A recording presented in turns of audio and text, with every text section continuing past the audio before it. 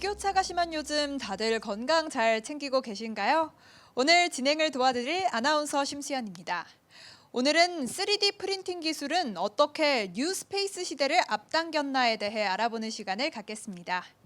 오늘 강연을 위해 우리나라 적층 제조 기술을 활용한 발사체 엔진 개발을 주도하고 있는 한국항공우주연구원 연구자분을 모셨는데요.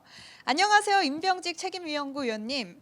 누리호 성공 이후 요즘 굉장히 바쁘게 지내고 계실 것 같은데 어떻게 지내고 계신가요?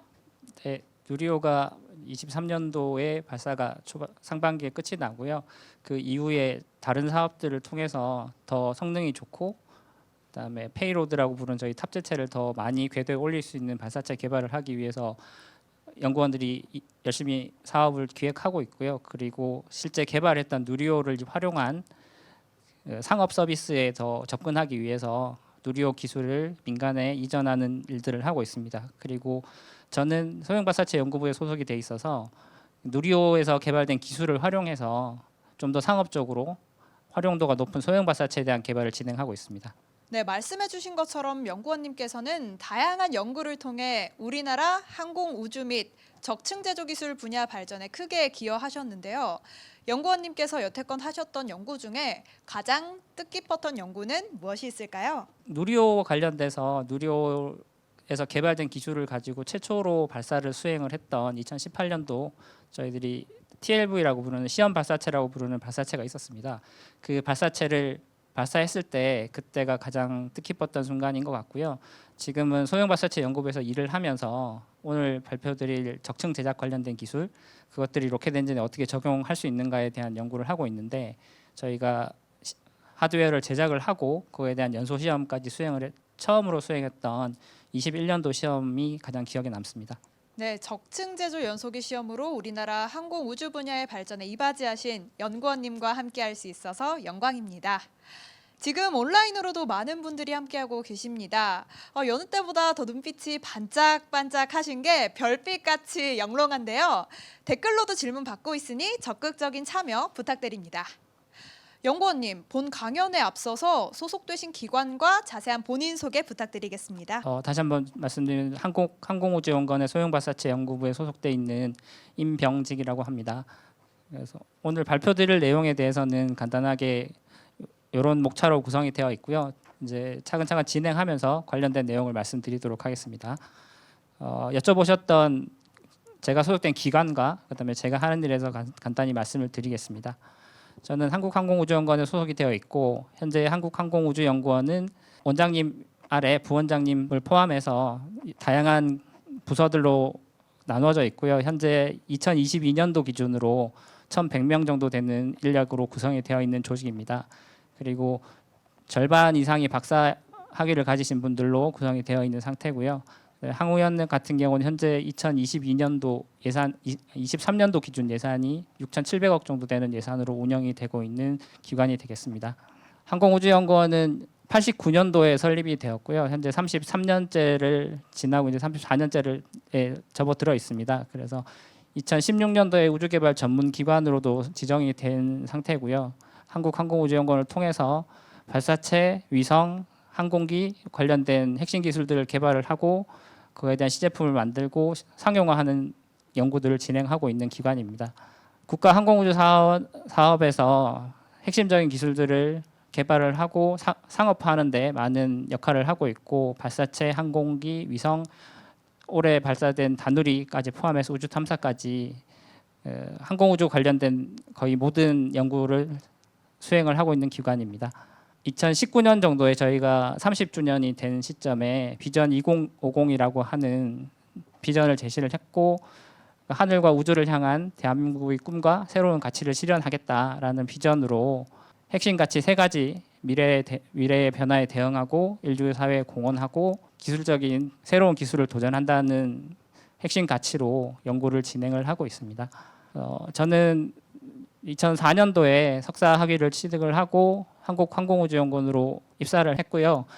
입사 이후에 소형 발사체라고 부르는 나로 개발부터 시작을 해서 2019년까지 누리호 개발에 참여를 했습니다. 참여를 하면서 연소 장치라고 저희가 부르는 엔진 분야에 대한 연구와 개발을 진행을 했습니다. 그리고 2020년도부터는 소형 발사체 연구부라고 하는 곳에서 메탄 엔진과 그다음에 적층 제조 기술에 대한 연구를 하고 있고, 부서 내에서 이제 민간 기업들의 역량을 높이기 위한 역량 개발 지원 사업이라고 하는 것을 수행을 하고 있습니다. 그리고 사진에 이제 슬라이드에 보이는 그 아래쪽에 있는 시험들이 이제 부서 이동 2020년 이후에 시험을 하면서 얻어진 결과들이 되겠습니다. 네, 항공우주 분야 하면 최근 언론에서는 우주 발사체라는 개념이 굉장히 자주 나오는 것 같은데요. 들어본 것 같기도 하지만 좀 생소하죠. 보통은 로켓이나 인공위성 정도로 알고 있는데 혹시 맞을까요? 네, 맞습니다. 보통은 로켓이라고 부르기도 하고 용도에 따라서 미사일이라고 부르기도 하는데요. 저희는 그 우주 발사체라는 이름을 붙인 이유는 이제는 그 로켓이라고 하는 그 물체가 군사적인 용도라기보단 우주 공간에 어떤 화물이나 위성 또는 사람들을 실어 나르는 우주 수송 서비스를 하는 택시 같은 존재 아니면 버스 같은 존재라고 생각을 해서 우주 수송 서비스 관점에서 우주 발사체라는 이름을 쓰고 있습니다. 네, 뭐 우주 발사체 하면 또 누리호라는 이름이 떠오르는데요. 또 드디어 우리나라에 축하할 일이 생겼죠. 자체 기술로 개발한 발사체 누리호로 발사된 인공위성이 지금 열심히 또 지구 궤도를 돌면서 열일을 하고 있는데요. 이번 누리호의 성공은 우리에게 어떤 의미가 있을까요? 네, 가장 큰 의미는 그러니까 우리 자체 기술로 발사할 수 있는 위성이나 화물들을 우주 공간으로 보낼 수 있는 수단이 생겼다는 게 가장 큰 의미가 되겠습니다. 로켓이라고 하는 것에 대해서 조금만 더 설명을 드리면 지금 화면에 나와 계신 분이 로켓의 아버지라고 불리시는 분입니다. 이 영상은 저희 한국항공우주연구원에서 카리 TV라고 하는 유튜브 채널이 있습니다. 거기에 만들어 놓은 영상인데 잠시 보고 추가로 말씀을 드리겠습니다.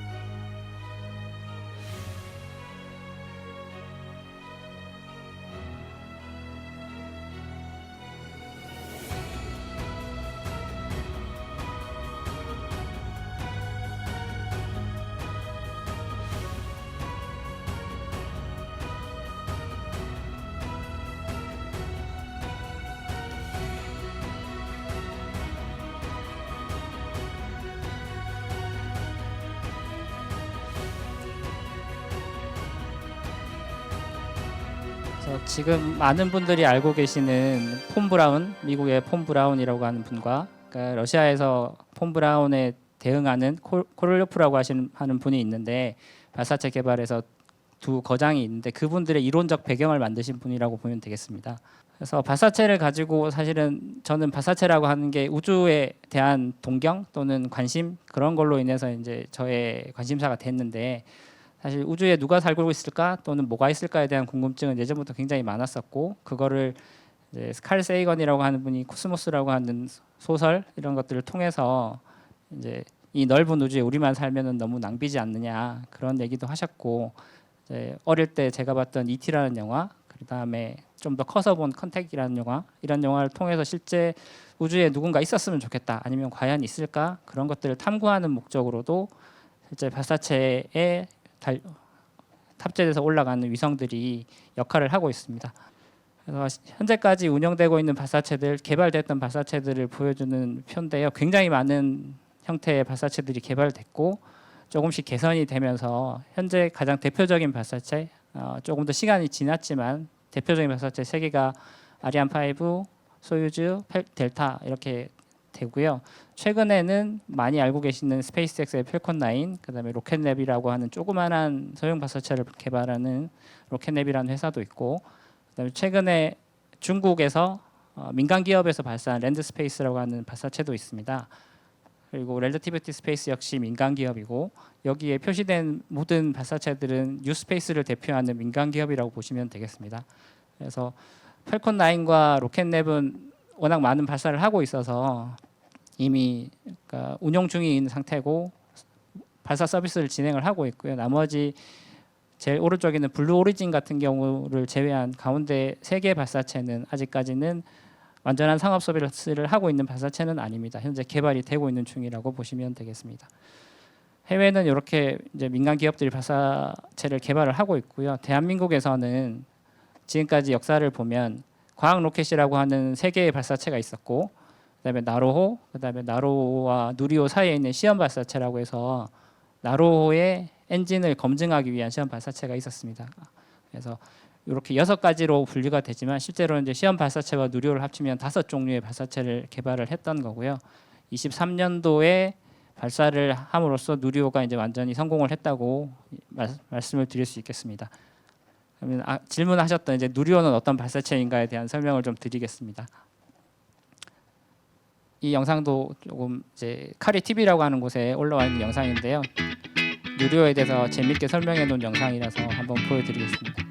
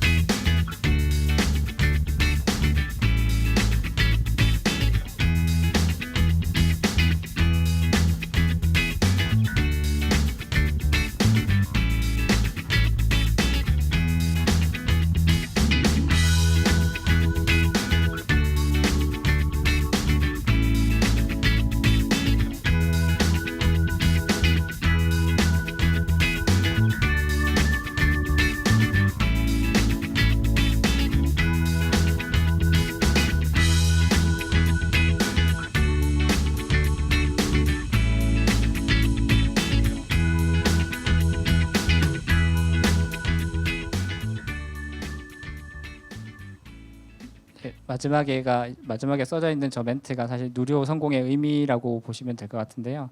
자력으로 우리 땅에서 우리 발사체를 가지고 우리 위성을 쏘아올 수 있는 능력을 확보했고 더 나아가 이제 우주 탐사까지 가능하게 해줄 수 있는 소중한 자원이다 이렇게 말씀을 드릴 수 있겠습니다. 네, 말씀하신 것처럼 우리나라 최초로 독자 기술로 완성한 우주 발사체 누리호는 외부로부터 어떤 평가를 받고 있는지 궁금한데요. 누리호의 성능과 구성은 외부로부터 어떤 평가를 받고 있나요? 네, 누리호는 저희가 소형 발사체급입니다. 실제 저희들이 탑재체라고 부르는 위성 또는 화물들의 무게, 그다음에 궤도로 결정되는 이제 발사체 성능인데요. 이제 저희가 태양 동기 궤도라고 부르는 약 500km에서 700km 사이에 그 정도 사이의 고도에 위성을 올리게 되는 것이 보통인데, 그러니까 저희가 누리호가 목표로 했던 700km에 1.5톤을 올리는 성능을 가진 발사체를 개발하는 게 목표였고요. 실제 개발 과정에서 그 성능이 향상돼서 1.9톤까지 이제 성능이 늘어난 상태입니다. 그래서 누리호라고 하는 발사체는 어쨌든 세계에서 7번째로 실용 위성을 쏘아올 수 있는 발사체를 개발했다는 데 굉장히 의미가 있고요. 반복해서 말씀드리지만 그러니까 한국에서 자체 기술로 우리가 필요한 시점에 우리 발사체를 가지고 우리 땅에서 우리 위성을 쏘아올 수 있다는 그 기술을 확보했다는 게 굉장히 큰 의미를 가지고 있고, 해외에서도 사실 발사체를 가지지 못한 이제 개발 도상국가나 아니면 중남미, 그다음에 동남아 이런 쪽에서도 실제 위성을 쏠 수 있는지 문의가 들어오긴 합니다. 하지만 아직까지는 그 누리호가 상업 서비스까지 할 수 있는 상황은 아니어서 그 상업 서비스까지 가려면 지금 진행되고 있는 누리호 저희들이 고도화 사업이라고 부르는 기술 이전을 통한 민간 기업에서의 서비스 역량을 키우는 사업이 잘 완성이 되면 그때는 민간 기업에서 발사체를 이용한 상업 서비스도 할 수 있는 그런 역할을 할 거라고 생각을 하고 있습니다. 그래서 슬라이드에서 보이는 것처럼 누리호는 3단으로 구성이 되어 있고요. 발사체가 단을 나눠서 이제 구성이 되는 이유는 뭐 비행 거리나 이런 것들에 문제가 있고 속도를 얻기 위해서 필요 없는 부분을 이제 떼서 버린다는 개념인데, 누리호는 3단으로 구성이 되어 있습니다. 그리고 1단에는 아까 이제 그래픽에서 보신 것처럼 저희가 75톤 엔진이라고 부르는 엔진 4개가 붙어서 300톤의 추력을 내고 있고요. 2단에는 그 1단에 있는 75톤 엔진 1개를 활용해서 75톤 추력으로 2단을 밀어주고 있고, 최상단에 해당하는 3단에는 조금 더 추력이 작은 추력으로 투입하고자 하는 궤도에 정확하게 투입하기 위한 7톤 정도 규모의 엔진을 활용해서 발사체가 구성되어 있습니다. 네, 거듭해서 말씀해주고 있듯이 이번 누리호가 특별한 건 설계부터 제작, 시험 등 전 과정이 독자 기술로 수행됐다는 점일 텐데요. 로켓의 심장이라는 엔진은 어떤가요? 엔진 역시 우리 독자 기술로 개발이 된 건가요? 네, 맞습니다. 엔진 부분은 더 많은 부분이 독자 기술로 개발됐다고 저는 얘기를 하고 싶고요. 그리고 누리호 같은 경우 이제 3차 발사까지 했는데 3차 발사 때 발사된 위성들 같은 위성 중에는 실제 해외에서 발사를 하려고 하다가 여건이 안 맞아서 발사를 못한 위성도 있습니다. 그 위성을 실어서 누리호 3차 발사에서 발사를 할 수 있었던 것을 보더라도 실제 우리가 발사체를 가질 때 얼마만큼의 역량이 늘어나는지를 말씀드릴 수 있을 것 같습니다.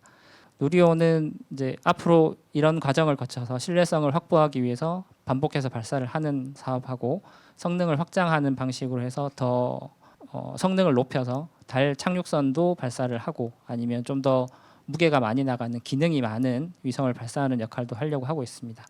그래서 발사체 기술에 대해서는 저희 연구기관이 이제 고도화 전략으로 해서 이제 차세대 발사체라고 하는 걸 개발하려고 하고 있고, 현재 아까 말씀드린 대로 1.9톤 정도의 페이로드에서 7톤 정도 되는 페이로드를 올릴 수 있는 발사체를 추가로 개발을 하려고 사업을 진행하고 있습니다. 보시는 것처럼 현재 상태에서는 최고 기술을 가진 미국과 비교를 하면 17년이라고 하는 굉장히 큰 격차가 있습니다. 저 격차를 따라잡기 위해서 노력을 하고 있고, 사실 갈 길이 멀지만 미국은 이미 상업화의 단계에 충분히 들어선 상태이기도 하고, 기업들이 했을 때 얼마만큼 더 빨리 갈지는 상상을 할 수 있지만 어쨌든 국가 차원에서도 놓칠 수 없는 기술이기 때문에 노력을 하고 있고, 저희 부서 차원에서 말씀을 드리면 그러니까 상업적으로 더 유용한 효용성이 좋은 소형 발사체라고 하는 거를 개발하기 위한 선행 기술 개발 그리고 시스템 설계 등을 진행을 하고 있는 상태입니다. 그리고 앞서 말씀드렸던 소형 발사체 개발을 하는 산업체를 지원하는 역할도 하고 있는데요. 지금 현재 소형 발사체 역량 지원 사업이라고 하는 걸 진행을 하고 있고, 거기에 들어와 있는 컨소시엄 3개 기관에서 소형 발사체 개발하는 것을 지원을 하고 있습니다. 그래서 질문 주셨던 먼저 질문 주셨던 엔진에 대한 부분, 엔진이 얼마만큼 우리의 기술로 만들어졌느냐 그 부분을 말씀드리기 전에 로켓 엔진을 간단하게 차이점을 말씀을 드리면 항공기 엔진도 마찬가지로 제트 추진 원리를 사용을 합니다. 발사체도 마찬가지고 많이들 말씀하시는 뉴턴 3법칙이라고 해서 뭐 작용 반작용의 원리를 사용해서 나아가는 건 마찬가지인데 항공기와의 가장 큰 차이는 항공기는 저희가 산화제라고 부르는 산화제라고 부르는 걸 싣고 가지는 않습니다. 대기권에서 산소를 얻어서 연소를 시키고 고속의 제트를 분사해서 앞으로 나아가는 방식인데 발사체는 대기권 내에서 움직이는 게 아니라 우주 공간으로 나아가야 되는 물체이기 때문에 자체적으로 산화제를 싣고 가야 됩니다. 그래서 오른쪽에 있는 스페이스 런치 시스템이라고 하는 그 나사의 아르티메스 프로젝트를 수행하는 발사체인데 산화제와 연료를 동시에 싣고 있는 모습을 보실 수 있습니다. 그래서 로켓 엔진은 추진제를 저희가 연소기라고 부르는 연소 장치에 공급을 하면 거기서 고온의 가스가 형성이 되고 그 고온의 가스를 노즐을 통해서 분사를 하면서 그 속도 가속을 시키는 방식으로 추력을 얻게 됩니다. 그래서 그 속도를 얼만큼 빨리 보낼 수 있냐가 이 추력을 얼마나 높일 수 있냐의 관건이 되고 그리고 얼마만큼의 많은 추진제를 공급하느냐, 뭐 100kg 초당 100kg을 공급하느냐 아니면 300kg을 공급하느냐 따라서 추력이 달라집니다. 유료 같은 경우는 엔진이 아까 일단에 4개였는데 하나당 따지면은 초당 250kg 정도의 추진제를 공급해서 75톤이라는 추력을 발생시키고 있습니다. 그래서 로켓은 그 연료와 산화제가 가진 화학 에너지를 운동 에너지로 만들어서 추력을 발생시키는 구조를 가지고 있습니다. 그래서 로켓 엔진의 구성을 간단히 보시면 지금 슬라이드에 보이는 엔진은 스페이스 셔틀이라고 부르는 이제 퇴역한 발사체 RS-25라고 하는 로켓 엔진이 되겠습니다. 이제 앞서 보여드렸던 SLS 나사 발사체의 엔진으로도 활용이 되고 있는데요. 로켓 엔진은 이제 연소시키는 장치와 추진제를 공급하는 장치, 그다음에 추진제 공급을 제어하는 장치 이렇게 크게 나눌 수 있습니다. 그래서 그 각각의 구성품들을 이제 어떤 방식으로 개발을 하고 어떻게 조립을 하고 이런 것들을 맞춰가는 것들이 로켓 엔진 개발 과정이 되겠고요.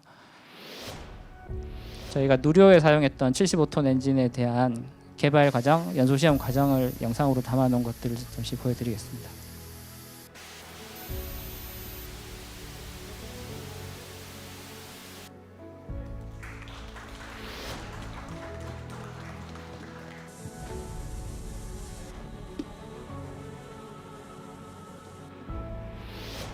네, 지금 여기 있는 연소시험 시설은 나로 우주센터에 있는 연소시험 시설입니다. 2013년, 14년부터 공사를 시작을 했고요. 현재 2015년 정도부터 이제 완공된 설비도 있고 더 추가로 구축이 되고 있는 설비도 있었습니다. 그래서 현재는 완전히 구축돼서 엔진 개발에 많은 역할을 한 시험 설비가 되겠습니다.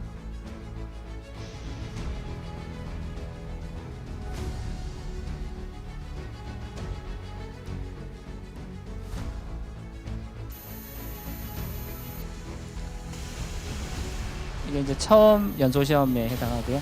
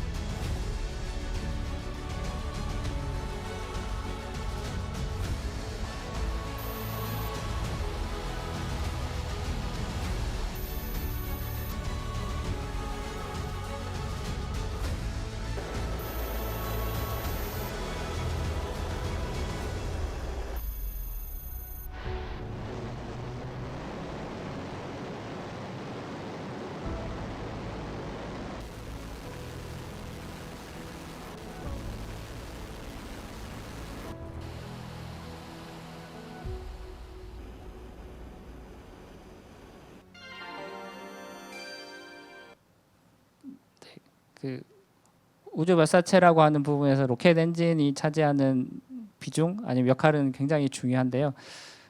실제 로켓 엔진을 개발하는 중에 뭐 사고도 발생을 하고 그리고 뭐 다른 해외 국가에서는 이제 인명 피해도 있고 한데 대한민국에서 개발하는 과정에서는 그 연소 시험 중에 하여튼 엔진 개발 중에 그런 사고 없이 잘 개발이 된 게 굉장히 다행스럽고 그리고 이제 실제 작동하는 시간이 아까 보셨겠지만 130초 그다음에 뭐 2단 같은 경우 140초 조금 더 되는 정도의 작동 시간을 가지고 있는 굉장히 짧은 수명을 가지는 엔진입니다. 근데 이제 보통 우리가 사용하는 자동차, 비행기에 비하면은 말이 안 되는 게 짧은 시간인데 저 짧은 시간에 3,000도 이상의 고온을 버티기 위한 설계와 그다음에 이제 터보 펌프에서 공급하는 굉장히 고압 극저온의 유지체를 보내기 위한 기술들, 그 회전 속도가 또 이제 상당히 높기 때문에 그런 기술들을 개발하는 것들이 시험 설비 차원에서 인프라가 굉장히 많은 영향을 주기도 하고 가지고 있는 기술들이 어떠냐에 따라서 시간을 많이 변화되게 그러니까 개발 시간이 많이 줄어들 수도 있고 헤리티지가 있으면 많이 줄어들 수 있는데 저희는 이제 새롭게 시작한다는 개념으로 진행을 한 것이라서 이제 5년이라는 시간 동안 이걸 했다고 하면 이제 해외에서는 굉장히 놀라시는 분들이 많습니다. 그리고 이제 18,000초 정도는 연소 시험을 시간을 한 건데요. 그리고 33개의 엔진을 가지고 이제 해외에서는 예전 기준으로 따지면 얘보다는 2배 이상 되는 시간을 가지고 개발을 합니다. 그러니까 저희도 이제 주어진 시간과 예산 범위 내에서 그러니까 누리호라는 발사체를 성공하기 위해서 최적의 조건으로 시험 조건을 잡고 수행을 해서 이 정도까지 성과를 낸 상황이 되겠습니다. 네, 답변 감사합니다. 그런데 제가 알기로는 이 불과 10년 전쯤만 해도 우주 산업은 정부가 주도해서 이끌어 갔던 걸로 알고 있는데요. 최근에는 동향이 좀 바뀐 것 같습니다. 스페이스X나 블루 오리진 같은 민간 기업이 우주 산업을 주도한다고 하는데 주도권이 정부에서 민간으로 완전히 이동한 걸까요? 어떻게 보시나요? 네, 아직까지는 아니라고 생각을 하고요. 이런 뉴스페이스 시대에 그러니까 민간에서 역할을 충분히 하고 있는 정부를 대체할 수 있는 정도의 역할을 하고 있는 곳은 미국이 유일하다고 보시면 될 것 같습니다. 미국을 제외한 다른 국가들에서 또 이제 뉴스페이스 시대를 맞이해서 많은 민간 기업들이 본인들의 자본으로 하기도 하고 아니면 벤처 캐피탈 등을 통해서 자본을 모아서 또는 정부 투자를 받아서 발사체 개발을 하고 있는데 아직까지 상업적으로 성공한 곳은 없고 이제 발사까지 이어진 곳도 많지 않습니다. 그래서 뉴스페이스라고 하는 그 이름이 나온 지는 이제 10년 정도 되어 가는 것 같은데요. 아직까지 얘가 상업적으로 민간에서 충분한 기술 성숙도를 가졌다고 보기는 힘든 상황인 것 같습니다. 그래서 지금 보시는 슬라이드는 그러니까 제가 볼 땐 뉴스페이스를 가장 잘 표현하고 있는 그림이라고 생각을 해서 가져왔는데요. 실제 영상은 아니고 이제 일러스트레이트 정도로 보시면 되겠습니다. 그러니까 이렇게 만들어 놓은 사진인데 그러니까 스페이스X라고 하는 미국의 그 발사체 업체가 우주 정거장 ISS에 자기들의 서비스 모듈 사람이 타고 올라가는 거를 도킹시키기 전의 형상으로 사진을 만들어 놓은 겁니다. 그래서 실제 미국 같은 경우는 스페이스 셔틀이 퇴역하고 난 다음에 우주 정거장에 사람을 보낼 수 있는 기능이 없었습니다. 없었고 그러니까 유인 발사체를 다 러시아에 있는 소유주 발사체를 통해서 사람을 우주인을 보내고 했었는데 이제 러시아와의 관계 우크라이나 전쟁으로 인해서 러시아와의 관계도 틀어졌고 이전부터 미국 자체의 능력을 가지려고 했지만 그게 이제 달성된 게 민간 기업을 통해서 달성이 된 겁니다. 민간 기업에다가 우주 정거장에 화물을 보내는 서비스를 제공할 능력을 보여달라. 그래서 거기에 대한 투자를 하고 그 결과물로 나온 게 스페이스X의 펠콘 9을 통한 ISS 도킹이라고 보시면 될 것 같습니다. 뉴스페이스라고 하는 게 뭐 많이 들어보셨을 텐데 예전에는 정부 주도로 대부분 다 우주 사업이 진행이 되고 투자도 공공 자금을 통해서 국민 세금을 통해서 이루어졌다면 뉴스페이스는 각 기업들이 자기들의 상업적인 목적을 위해서 자기 돈을 투자를 하거나 아니면 정부를 설득해서 돈을 받아내거나 또는 투자자들을 통해서 돈을 얻어서 받아내서 그 자본을 가지고 투자를 하고 그 수익을 가져가겠다고 하는 흐름이고요. 말씀드린 것처럼 뉴스페이스라고 하는 곳에 성공적으로 안착을 하고 있는 곳은 현재는 미국밖에 없는 상태고요. 아래쪽에는 이제 국내 연구소에 집중된 뭐 발사체 기술력과 그다음에 국내 우주 산업 매출 이렇게 표현이 되어 있는데 현재 이제 국내에서 얘기하시는 분들은 미드 스페이스를 보통 먼저 거쳐서 가야 된다. 뉴 스페이스로 바로 가는 건 힘들다고 얘기하시는 분들이 좀 많이 있습니다. 사실 국내에서 스페이스X나 블루오리진 같은 그런 기업이 나올 수 있느냐라는 질문도 이제 가끔 듣는데 사실은 쉽지 않은 일입니다. 스페이스X와 블루오리진에서 이 발사체 사업을 하겠다고 선언한 오너들은 사실은 자기들이 다른 곳을 통해서 생성한 부를 자기의 꿈을 위해서 투자를 한 거거든요. 투자를 하면서 상업적인 목적도 자기들이 창출을 하고 그런 과정을 거쳐야 되는데 아직까지 국내 기업이 자기 자본을 들여서 저 정도 발사체 서비스를 하겠다는 기업을 찾기는 쉽지 않을 것 같고요.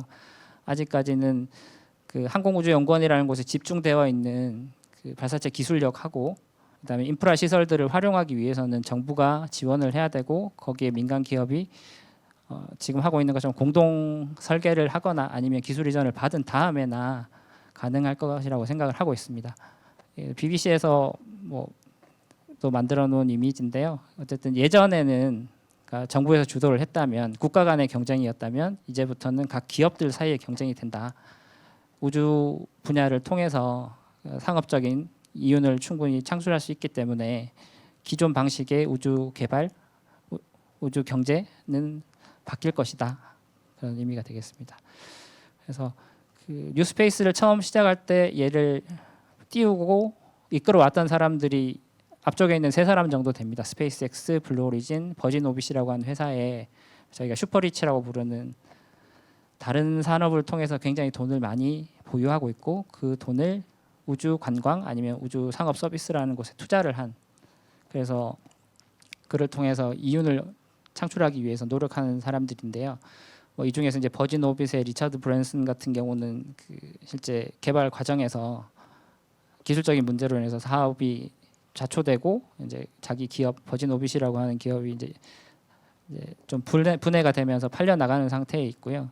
그러니까 스페이스X만이 현재 상업 서비스를 충분히 하고 있고 블루 오리진은 사람들을 우주의 경계라고 하는 칼만 라인이라고 하는 게 있습니다. 그래서 한 100km 정도 되는 고도인데 그 고도 위로 사람을 보냈다가 지상으로 착륙시키는 캡슐을 가지고 우주 관광 사업을 하고 있습니다. 지금 그래서 자기 발사체를 가지고 하고 있고 그거를 더 확장해서 이제는 우주 공간에다가 호텔 같은 또는 거주지 같은 거를 만들어서 이제 사람들이 우주 관광하고 여행을 할 수 있게 만들겠다는 꿈을 가지고 있습니다.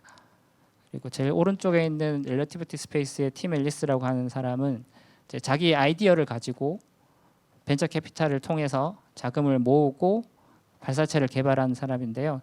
현재까지 이제 투자받은 금액으로 따지면 1.5조 아니면 2조 정도 가까운 돈을 다 투자를 받았습니다.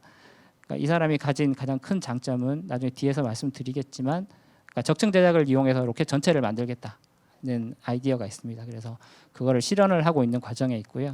앞에 세 사람 같은 슈퍼리치가 자기의 자본을 들여서 이제 발사체를 개발하거나 아니면은 팀 앨리스처럼 충분한 매력적인 아이템을 가지고 다른 곳에 자금을 끌어모아서 새로운 발사체를 민간에서 개발하고 있는 이런 흐름들을 저희가 뉴스페이스 시대라고 부르고 있습니다. 뉴스페이스 시대를 맞이해서 이제 여기에 있는 숫자들은 각 대륙별로 실제 발사체를 개발하겠다고 나선 업체들의 숫자입니다.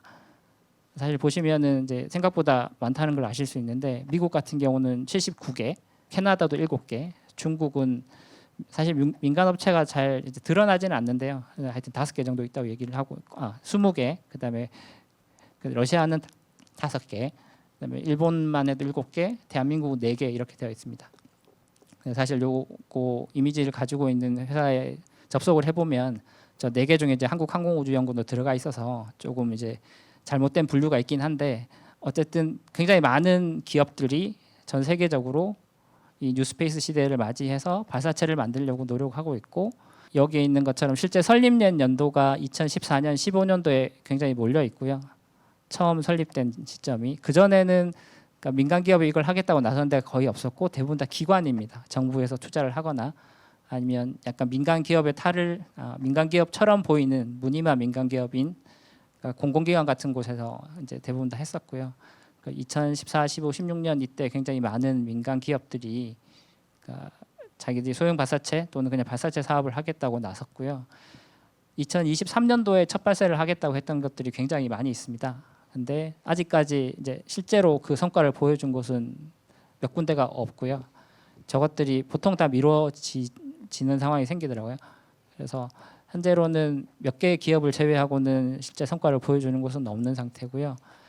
이 슬라이드는 그러니까 유럽에서의 소형 발사체 또는 발사체를 하겠다고 하는 기업들의 포트폴리오입니다. 그래서 유럽만 대륙만 따져도 이렇게 많은 발사체들을 개발을 하고 있는 중입니다. 현재. 네, 다양한 기업들이 우주 서비스, 우주 여행이나 관광과 같은 미래 사업 시장 개척을 위해 뉴스페이스 산업에 뛰어들고 있다고 또 해주셨는데요. 제가 뉴스에서 본 내용인데 막대한 투자를 아끼지 않는 것에 비해 성과는 상당히 미미한 편이다 이런 내용이 있더라고요. 왜 기업들은 아직까지는 성과가 눈에 보이지 않는 우주 산업에 뛰어드는 걸까요? 기업들이 그러니까 어떤 산업에 뛰어드는 가장 큰 이유는 이익이 보이기 때문이라고 저는 생각을 하고요. 그 이익이 말씀하신 대로 현재는 실현이 되지는 않은 이익이 많은 상태입니다. 그래서 뉴스페이스 시대를 맞이해서 많은 컨설팅 회사나 아니면 경제 전문지 이런 데서 제시를 하는 것을 보면 22년도 기준으로만 봐도 약 500조 정도의 시장이 형성되어 있는 걸로 얘기를 하고요. 네, 그 500조 정도에 되는 시장 중에 가장 많은 부분이 서비스 부분입니다. 실제 발사나 제조나 이런 부분에서의 시장이 형성되어 있는 것이 아니고 발사체를 통해서 또는 인공위성을 통해서 창출되는 서비스에서 대부분의 수익이 발생을 하고요. 저 수익을 발생시키는 서비스를 만들기 위해서 필요한 게 발사체가 됩니다. 근데 앞서 보신 것처럼 실제 발사 서비스를 해줄 수 있는 곳이 많지 않습니다. 그래서 더 크게 폭발적으로 늘어날 수 있는 저 서비스 분야, 우주 경제 분야의 병목 같은 곳이 이제 발사 서비스라고 보시면 될 것 같습니다. 그래서 그런 발사 서비스를 실제적으로 지금 해주고 있는 곳이 스페이스X라고 하는 민간 기업과 아까 로켓랩이라고 하는 조그만 소형 발사체하는 기업 두 곳이 유일하다고 보면 되는데요. 민간 기업에서. 그래서 그 스페이스X 같은 경우는 1년에 매주 한 번씩 쏘고 있다고 보시면 됩니다. 어떤 때는 2주에 3번 쏘기도 하고 굉장히 많은 발사를 하고 있고요. 올해만 해도 현재까지 거의 70번 가까운 발사를 했습니다.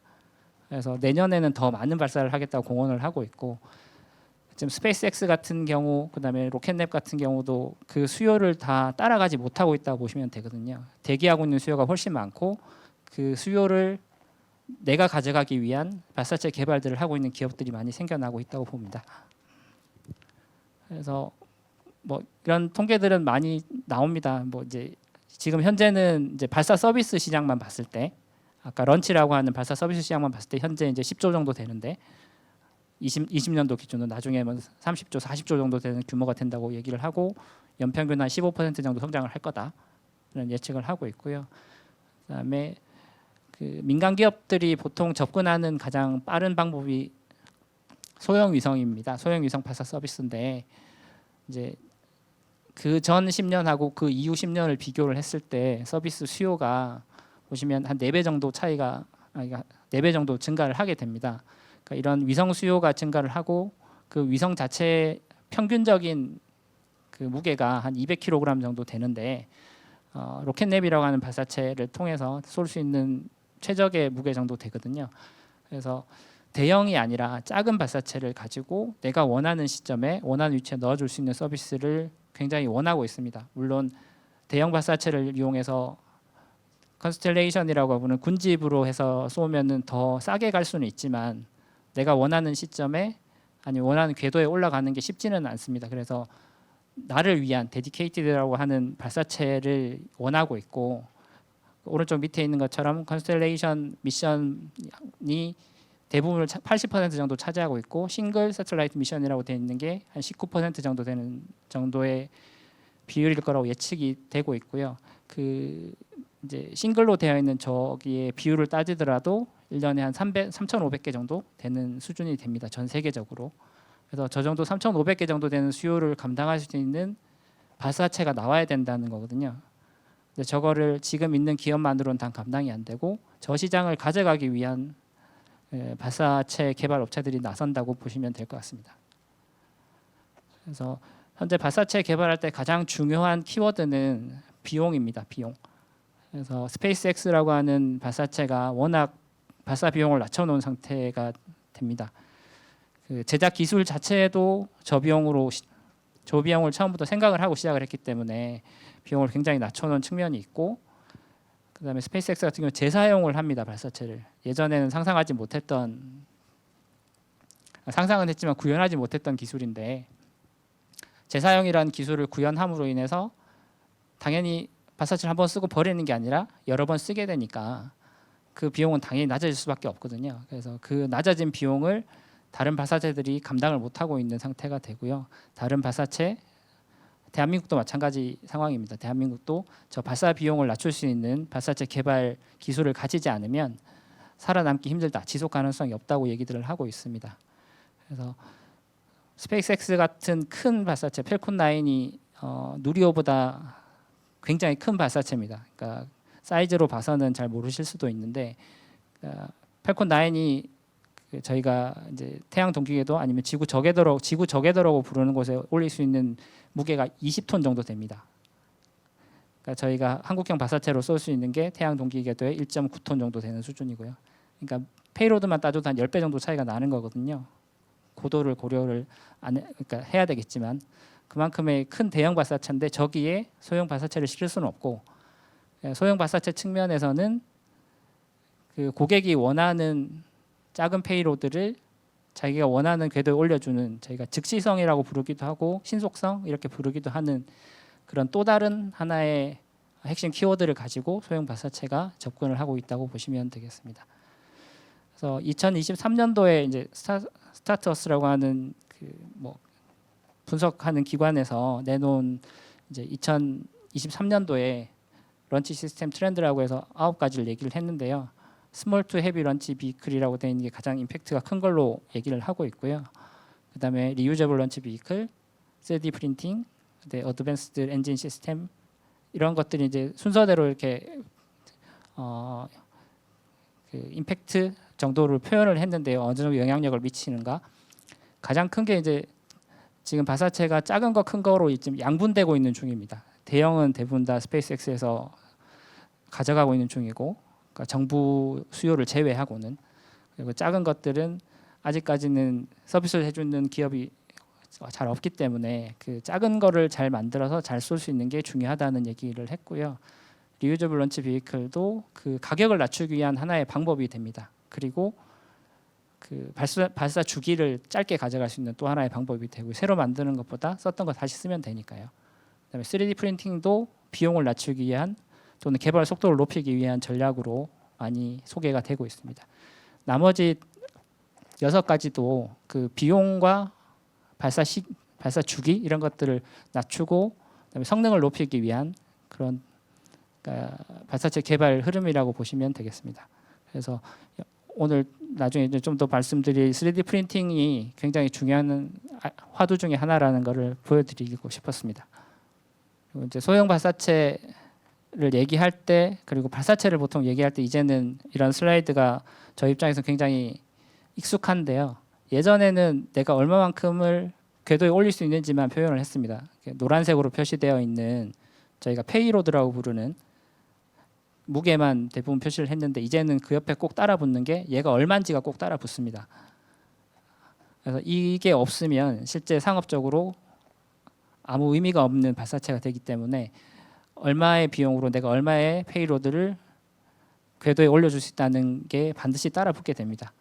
그리고 앞에 보여드린 게 소형 발사체라면 이제 슈퍼 헤비 리프트 런처라고 하는 건데, 이제 펠콘 헤비라고 하는 게 펠콘 9을 확장해서 페이로드를 더 늘려놓은 발사체인데, 이제 뭐 30톤 정도의 페이로드를 올릴 수가 있고, 여기도 마찬가지로 얼마의 비용으로 올릴 수 있느냐라는 것들이 다 표시가 되어 있습니다.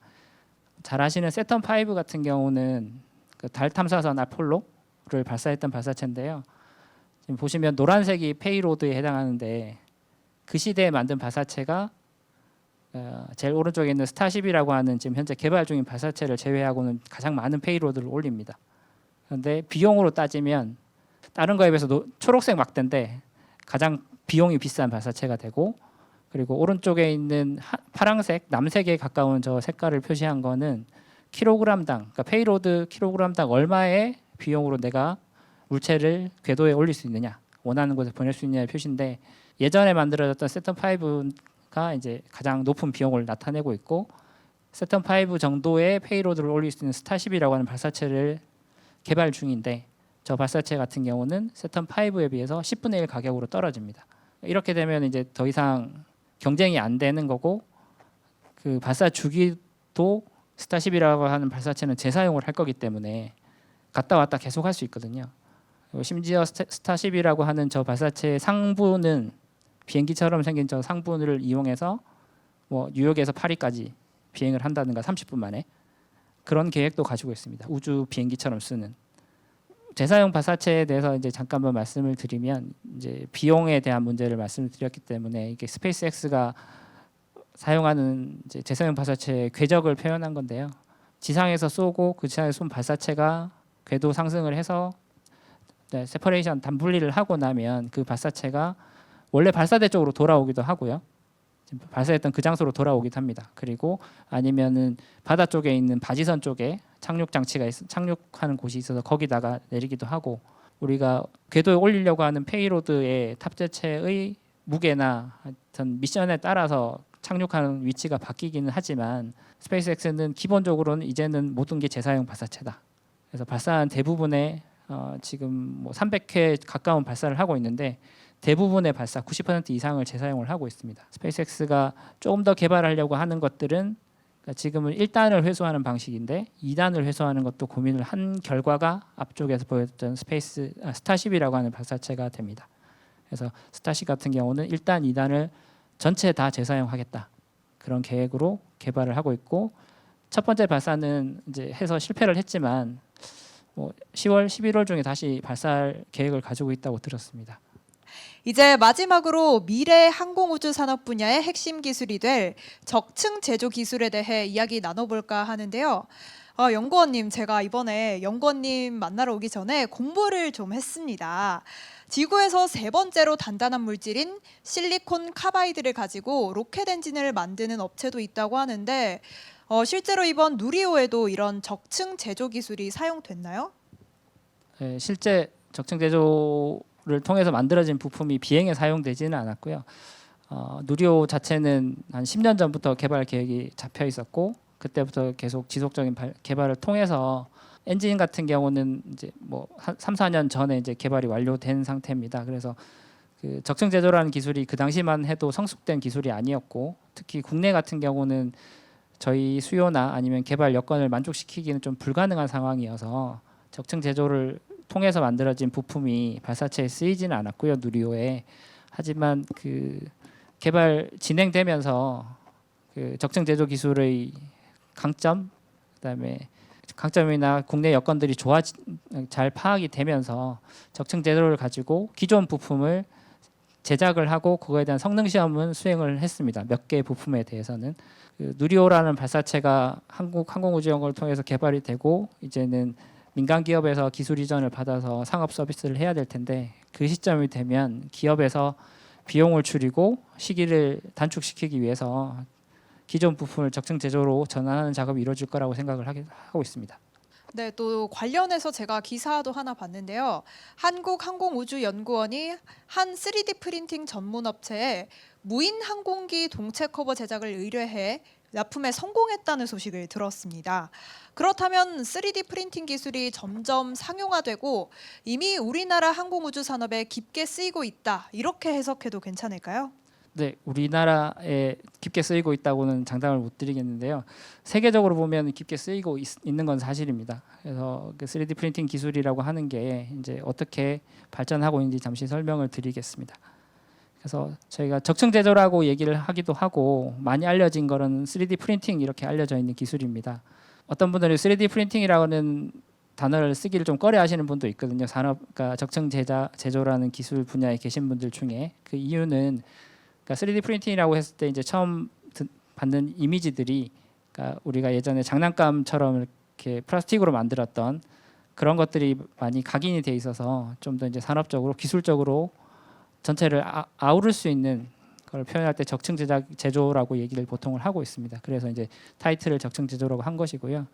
3D 프린팅하고 같은 기술이라고 생각을 하시면 되겠습니다. 그래서 그러니까 적층 제조는 기술을 분류를 하면 그러니까 사용하는 소재 그리고 공정 그다음에 마지막 파트를 어떻게 처리할 건지 이런 것들에 대해서 많이 구별이 되고요. 기술적으로는 보통 제작하는 공정으로 분류를 하게 됩니다. 그래서 가운데 있는 프로세스라고 되어 있는 방식으로 구별이 되고 그래서 소재를 녹여서 분사를 할 건지 아니면 파우더를 깔고 레이저로 녹일 건지 전자비음으로 녹일 건지 그런 방식 그리고 바인더라고 해서 접착제 같은 걸 뿌려서 형상을 만들어낼 건지 그런 것들로 해서 분류가 됩니다.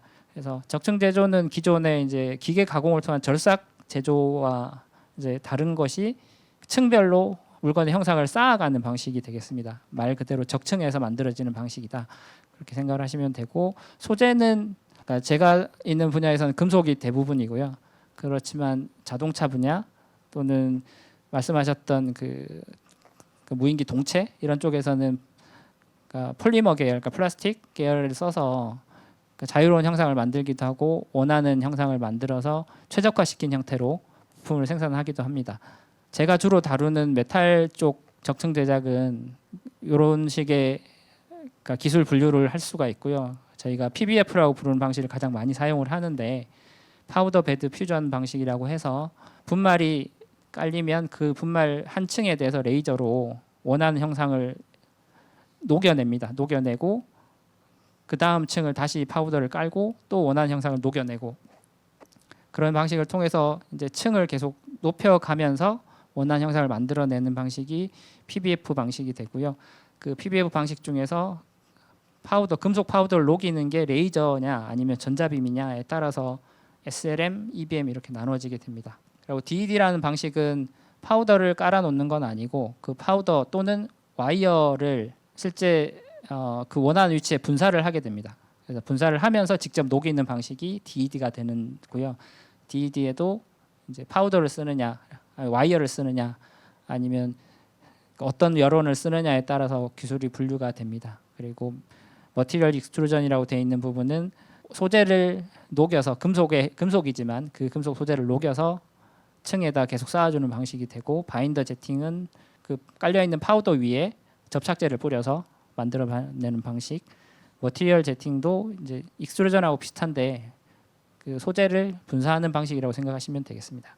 현재에서의 적층 제작 기술은 그러니까 메탈 기준이 되겠습니다. 메탈 기준인데 그 PBF라는 방식, 그다음에 DED라는 방식, 머티리얼 제팅, 익스트루전, 바인더 제팅 방식이 있는데 분류를 제작할 수 있는 제품의 크기, 그다음에 제작할 때 드는 비용, 그다음에 그 제작된 제품의 성능 또는 품질로 크게 분류를 할 수 있습니다. 그 분류를 3차원으로 표현을 했을 때 그러니까 PBF라고 하는 방식이 가장 품질은 좋고 하지만 품질 좋은 걸 만들 수 있지만 비싸고 만들 수 있는 사이즈가 작다, 크기가 작다 이렇게 분류할 수 있고요. 그다음에 PBF 밑에 이제 DED라는 방식이 있고 DED는 좀 더 크게 만들 수 있고 가격은 싸지만 품질은 좀 떨어지는 이렇게 해서 분류가 가능합니다. 근데 이제 기술들이 점점 발전을 하고 있고요. 그 발전된 기술들이 각각의 영역을 조금씩 침범하기도 하고 넘어서기도 하고 그렇게 되면 그 원래 기술들은 더 많은 기술 발전을 해서 더 따라오지 못하게 또 앞서가기도 하고 그런 과정들을 거치고 있습니다. 그리고 이제 금속 적층 제작을 얘기를 할 때 하나 더 요즘 따라붙는 게 지속 가능성 이렇게 얘기를 합니다. 뭐 환경적인 문제. 그래서 그러니까 전체적인 절삭 가공을 했을 때 버려지는 소재 없이 그러니까 내가 원하는 형상에 들어가는 소재만 써서 그 환경적으로 더 이점을 가지고 있는 CO2 발생량도 줄이고 전체 라이프 사이클로 봤을 때 얘가 더 비용도 적게 든다. 이런 분석들을 하고 있는 중입니다. 적층 제작에 대해서도 그렇고 보통의 이제 새로운 기술들이 겪는 과정인데요. 그러니까 적층 제작은 그러니까 2014년, 10년 중반부터 굉장히 이제 붐을 맞이를 했습니다. 이렇게 된 가장 큰 이유 중에 하나는 그 저시점쯤에 기존의 이 3D 프린팅이라는 기술에 대한 특허를 가지고 있던 기업들이 있는데 그 기업들의 특허들이 다 풀리게 됩니다. 중요한 기술, 핵심 기술들이. 그 핵심 기술들이 풀리고 그거를 각 기업에서 활용할 수 있는 상태가 돼서 저 시점부터 적층 제작 기술을 활용한 장비들이 많이 개발이 됐고요. 그것들을 통해서 많이 붐이 일어난 상태입니다. 그래서 플라스틱 쪽에 FDM이라고 하는 적층 제작에서 대표적인 스트라타시스라고 하는 업체가 있고 금속 적층 제작 분야에서 3D 시스템즈라고 하는 업체가 있습니다. 핵심 기술을 가지고 있었던. 그러니까 며칠 전인가 이제 저 3D 시스템즈에서 프린팅 기술을 개발한 척이라고 하는 분이 계신데 그분이 이제 바이든 대통령한테 무슨 기술 혁신상 같은 걸 받는다는 기사를 본 것 같습니다. 그래서 어쨌든 지금 현재 상태에서 얘는 21년도에 그러니까 저 시점에 있다고 얘기를 하는데요, 세계적으로. 근데 뭐 지금은 이제 어떤 부품에 대해서 양산에 대해서 많은 고민을 하고 있고 실제 양산을 하고 있는 상태라고 보시면 되겠습니다. 이게 이제 국제적인 상황이고, 그러니까 제가 이제 적층 제작을 하면서 이제 국내의 다른 분들을 만나 보면 아직까지는 양산이라는 거를 할 수 있는 상태는 아니다라고 많이들 얘기를 하십니다. 2년 전 정도니까. 근데 최근에 산업체분들을 만나보고 그 실제 프린팅 장비가 수입되고 설치되는 걸 보면 점점 더 많이 확대되고 있는 것 같긴 합니다. 네, 답변 감사합니다. 이로써 준비된 강의가 끝났습니다. 하지만 지금부터가 진짜 시작입니다.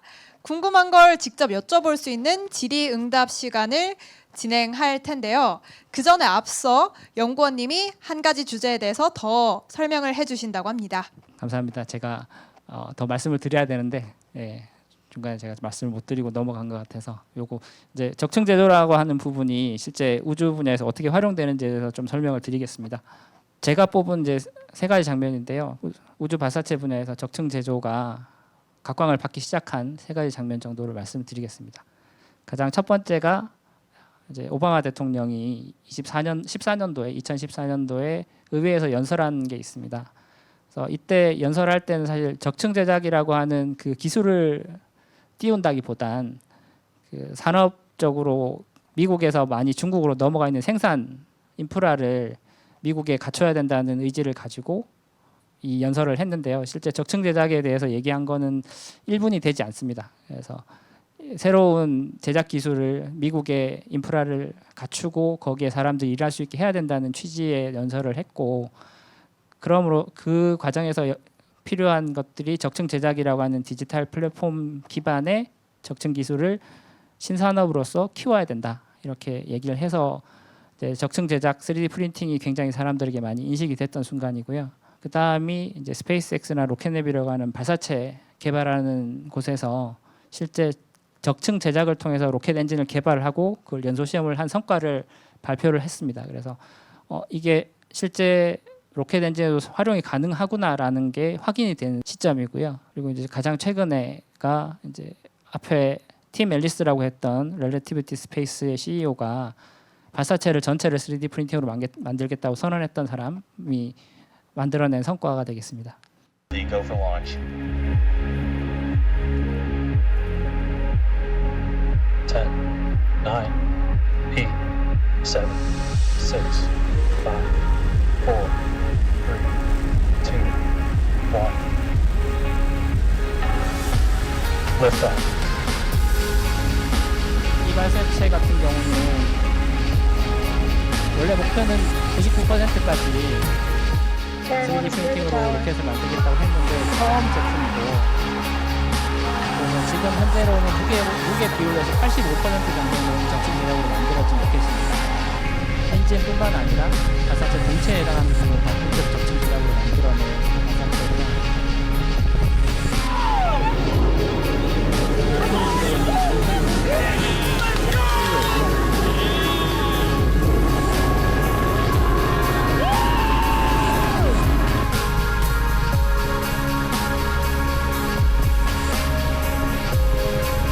Max Q.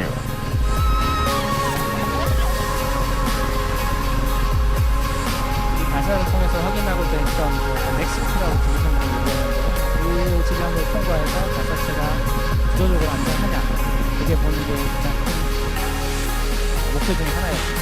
그래서 제가 또 이제 하시는 분들이 소리 지르는 거고, 이 발사체는 지금 현재 2단 점화 장면인데 2단이 점화가 잘 안 돼서 We 최종 just 미션 달성 completed a 성공을 major 못했습니다. step in proving to the world that 3D printed rockets are structurally viable.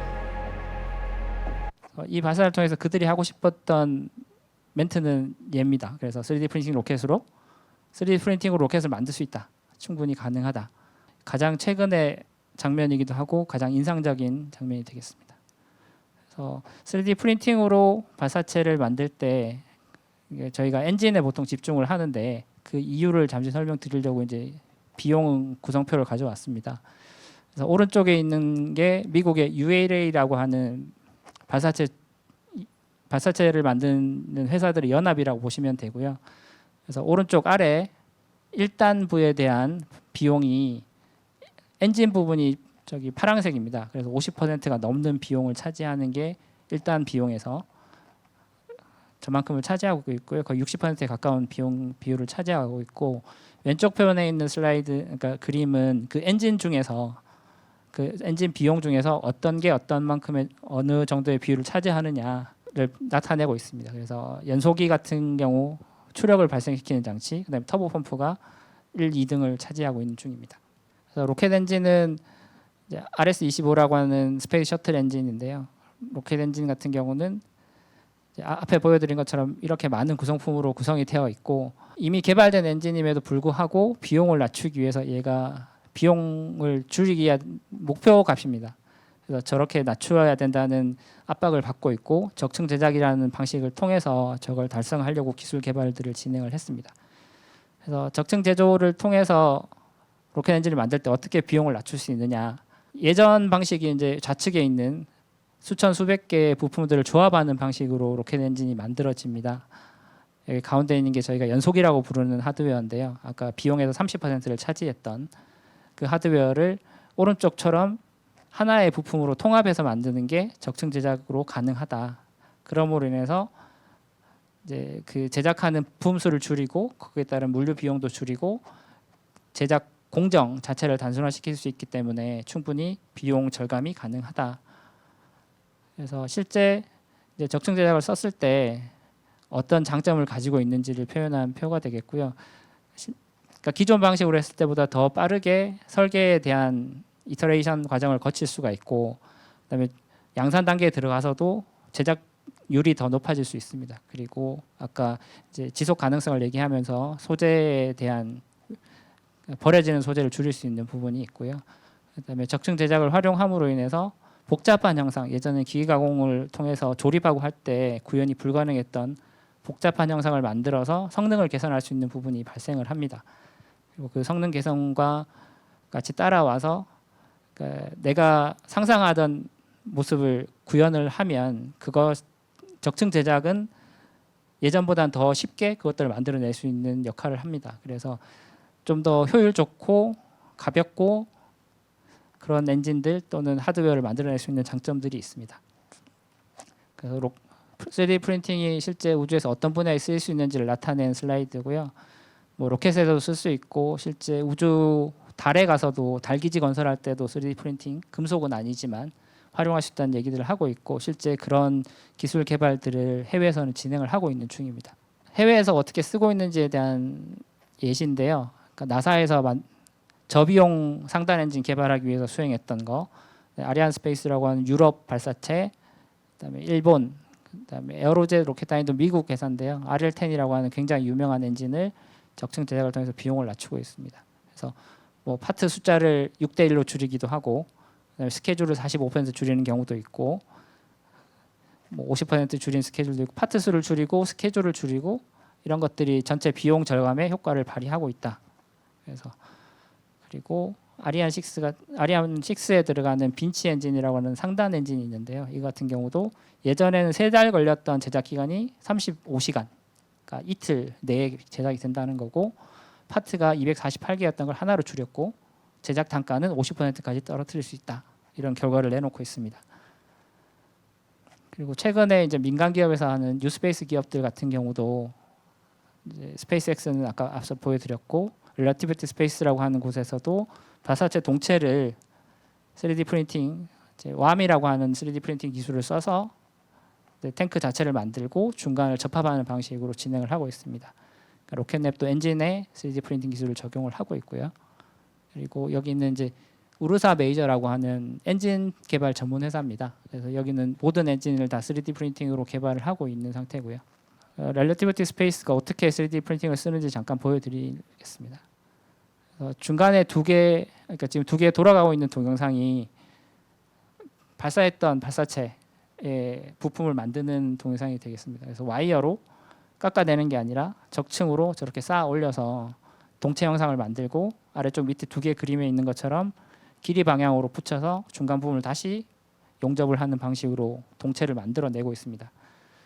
그리고 이들은 이제 저렇게 해서 중간에 끊어지는 부분들이 생기니까 저걸 다시 용접하는 게 그러니까 불편해서 또는 이제 공정 자체로 좋지 않아서 지금 개발하고 있는 방식은 제일 오른쪽에 있는 방식인데 기존에 수직으로 세워서 했던 방식이 아니라 수평으로 저 동체를 쭉 뽑아내는 방식으로 해서 길이의 제약을 안 받게 하는 기술들을 개발을 하고 있습니다. 그래서 저렇게 저 기술이 공정이 개발되면 약간 이제 가래떡처럼 쭉 뽑아낼 수 있는 발사체가 나올 수 있습니다. 그래서 이 방식을 통해서 렐러티비티 스페이스는 발사체의 모든 부품, 거의 모든 부품을 이제 3D 프린팅으로 만들겠다고 얘기를 하고 있는 중입니다. 그래서 그 공정을 통해서 만들어질 발사체가 이게 테란 R이라고 하는 발사체고 현재 엔진 부분에 대해서는 시험을 충분히 진행을 하고 있는 중입니다. 그리고 아까 우주 공간에서의 3D 프린팅에 대한 부분들이 이제 질문에 있었는데요. 이제 사전 질문에서 봤는데 나사에서 만들어 놓은 OSAM이라고 하는 On-Orbit Servicing and Assembly and Manufacturing이라고 하는 줄임말인데요. 실제 3D 프린팅 또는 Since the 우주에서의 어떻게 이걸 쓸 수 1960s, 있는지 all equipment for a mission has been mounted atop a single rocket. Over the years, missions have gotten more complicated, and the payloads have gotten bigger, requiring a bigger rocket. Mission planning is constantly bumping up against rocket size and weight constraints.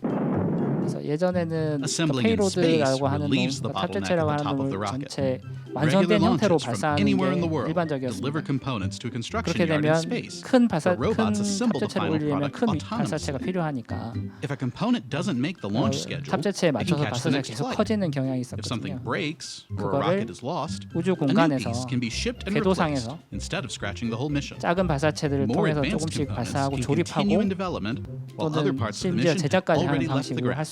하겠다라는 개념이 되겠습니다.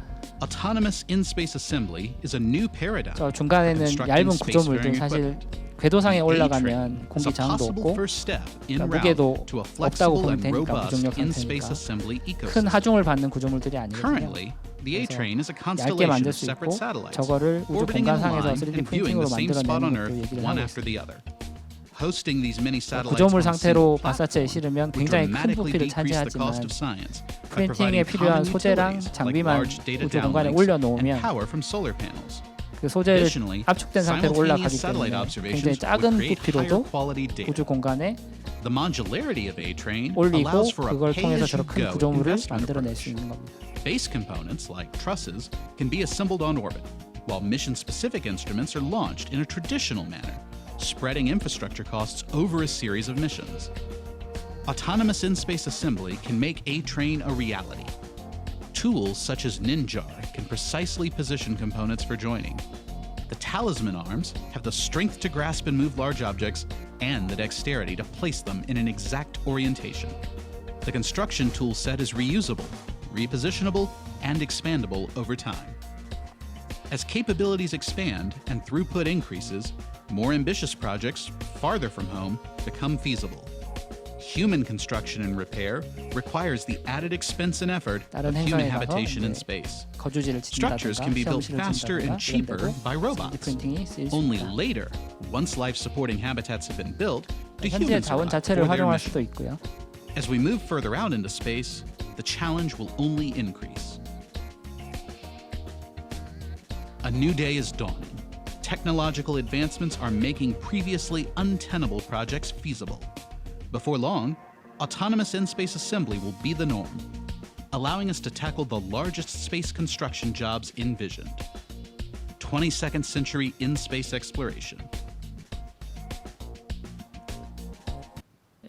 얘가 같은 비슷한 개념인데요. 그러니까 우주 공간에 예전에가 그러니까 전통적인 방식으로 하면은 원하는 곳에 발사체를 가지고 직접 투입하는 방식이었다면 이제 유럽에서도 특정 궤도에 필요한 부품이나 아니면 조그마한 조립체 전 단계의 서브 어셈블리 정도의 수준의 하드웨어를 올리고 그 궤도상에서 조립을 하거나 궤도상에서 다른 곳으로 갈 수 있는 추진체를 타고 가는 그런 방식을 생각을 하고 있습니다.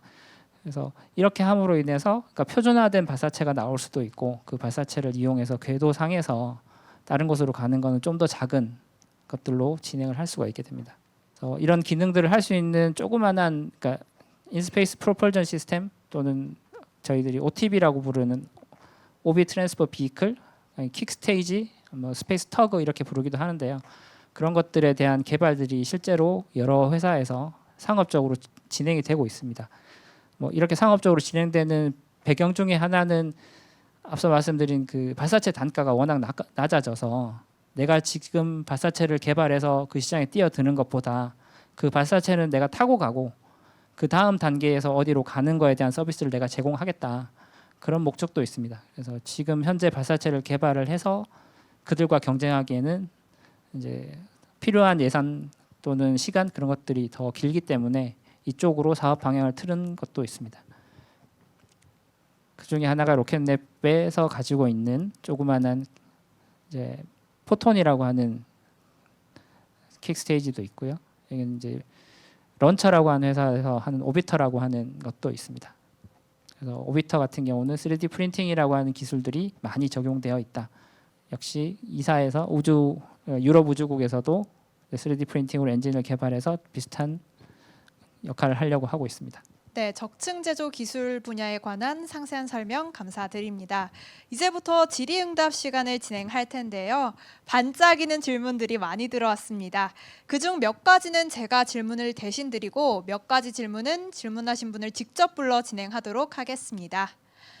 네, 첫 번째 질문입니다. 불과 2년 전에 스페이스X의 첫 재활용 유인 우주선이 ISS, 즉 국제 우주 정거장에 도착했다는 소식을 접한 바 있는데요.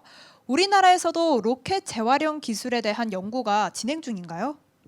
네, 진행이 되고 있고요. 아직까지 이제 발사체라고 하는 시스템이라고 부르는 단계까지의 연구는 아니고 거기에 필요한 요소 기술들을 분류하고 그 분류된 기술 중에서 핵심 기술에 대한 연구들은 진행을 하고 있습니다.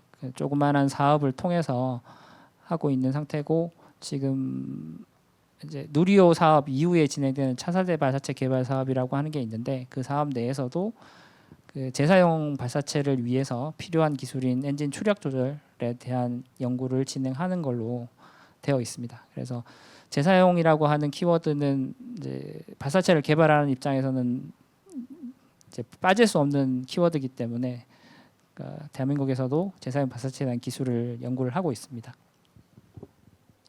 네, 우리나라에서도 연구를 하고 있다 이렇게 답변을 해주셨습니다. 다음 질문은 제가 드리도록 하겠습니다. 스페이스X는 이미 재사용 로켓 등을 개발하며 민간 우주 여행 시대에 서막을 열었다는 평가가 나오고 있는데요. 3D 프린팅 기술 또한 뉴스페이스 시대를 이끌어갈 중요한 매개체라고 생각하시는지 연구원님의 의견이 궁금합니다. 네, 충분히 중요한 기술이라고 생각을 하고 있고요. 그러니까 뉴스페이스에서 가장 중요한 키워드 아까 말씀드렸던 이제 비용이고 그다음에 이제 신속성, 그러니까 속도인데요. 그 모든 거를 만족시키고 원하는 품질의 물건을 만들어낼 수 있는 기술로 3D 프린팅은 뉴스페이스 기업에는 꼭 적용을 해야 될 기술 중에 하나라고 보면 될 것 같습니다. 네, 답변 감사합니다. 이번 질문은 제가 드리도록 하겠습니다. 두 가지 질문을 주셨는데요. 첫 번째 질문입니다. 거대 과학인 항공 우주 분야 과제를 기획할 때 특별히 고려해야 하는 부분은 무엇이라고 생각하시는지 연구원님의 의견이 궁금합니다. 네, 이건 기술적인 부분은 아닌데, 그러니까 저는 어쨌든 거대 과학이잖아요. 그래서 사실은 그러니까 민간 기업에서 하는 게 아니라 과제 기획을 하신다고 하는 거는 그러니까 정부 예산을 확보하기 위한 작업이 될 텐데 실제로 필요한가가 제일 중요할 거라고 생각이 들고요. 그러니까 이거를 만든 다음에 어디다 쓸지에 대한 고민이 가장 중요하다고 생각합니다. 그러니까 실제 거대 과학이라고 해서 만들어지는 기간이 10년 아니면 뭐 짧으면 5년 이렇게 이유가 될 텐데 그 시점에서 이 만들어지는 개발되는 그 하드웨어 또는 제품이 실제 우리 생활에 어떤 도움을 줄 수 있는지에 대한 고민이 가장 많이 되어야 된다고 생각을 합니다. 네, 두 번째 질문도 제가 대신 드리도록 하겠습니다. 연구자의 입장에서 기획사의 컨설턴트가 조금 더 신경 써주었으면 하는 부분이 있으실지 질문 주셨습니다. 기획하시는 분에게 그러니까 뭐 바라는 바는 그러니까 실제 이제 과제 기획들을 해보면 그 과제를 수행하는 기관을 주로 이제 기획 자문위원 또는 기획위원으로 섭외를 많이 하십니다. 물론 전문적으로 이제 그런 분들이 있어야 기획 보고서가 잘 나오니까. 근데 아까 말씀드린 것처럼 실제 이거를 쓸 분들을 최대한 좀 많이 좀 의견을 들을 수 있는 공간이 있었으면 좋겠다는 생각을 하거든요. 실제 물건을 생산하시는 분도 그렇고, 그러니까 연구를 하실 분들이 아니라 이걸 실제 쓰고 생산하고 상업화를 하실 분들에 대한 의견이 좀 많이 반영될 수 있으면 좋을 것 같습니다. 다음 질문은 3D 프린팅의 활용도에 관해 질문을 주셨는데요. 3D 프린팅 기술의 응용, 통합, 협력을 통한 활용도 극대화 방안이 궁금하다고 질문 주셨습니다. 현재 그 국내 프린팅 기술을 보자면 사실은 프린팅이라고 하는 거에 활용에 좀 초점이 맞춰져 있는데요. 그 활용이 아니라 실제 핵심 요소 기술이라고 보통 얘기하는 공정이나 아니면 장비 또는 소재에 대한 기술들이 좀 많이 개발이 돼서 그거를 통해서 좀 더 새로운 성능이 높아질 수 있는 방향으로의 어플리케이션에 적용이 가능하면 좋을 것 같습니다. 그래서 뭐 그 프린팅에 사용되는 레이저 또는 소재들은 대부분 다 수입을 하거든요. 근데 그게 아니라 국내에서 그런 기술들을 확보하고 그 기술들을 통해서 새로운 하드웨어를 개발해낼 수 있는 그런 연구들이 있으면 좋을 것 같습니다. 네, 국내에서 기술을 확보하는 게 관건일 것 같습니다. 오늘 강연 어떠셨나요? 마무리 발언에 앞서 간단한 소감을 들어보겠습니다. 네, 역시 항상 할 때마다 느끼는 건데요. 시간은 항상 짧은 것 같고요. 어쨌든 그러니까 어릴 때부터 약간 꿈으로 생각했던 항공우주 분야에 와서 지금까지 와서 일을 하고 또 제가 했던 일을 가지고 여러분들한테 소개를 드릴 수 있는 기회가 생겨서 굉장히 뿌듯하고요. 좀 자랑스러운 면이 있습니다. 네, 강의를 잘했는지 못했는지를 떠나서 네, 어쨌든 들어주셔서 감사하고 제가 하는 발표 또는 소개시켜드린 내용들이 하시는 연구나 그러니까 업무 또는 사업에 도움이 되셨으면 좋겠습니다. 감사합니다.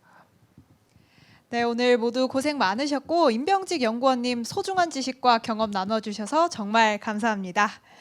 네, 이로써 3D 프린팅 기술은 어떻게 뉴스페이스 시대를 앞당겼나에 대한 강연을 모두 마쳤습니다. 긴 시간 경청해주신 모든 여러분들께 감사 말씀드리겠습니다. 지금까지 아나운서 심수연이었습니다. 네, 임병직이었습니다. 감사합니다. Everything gets in the way. Seems you cannot be replaced. And I'm the one who will stay.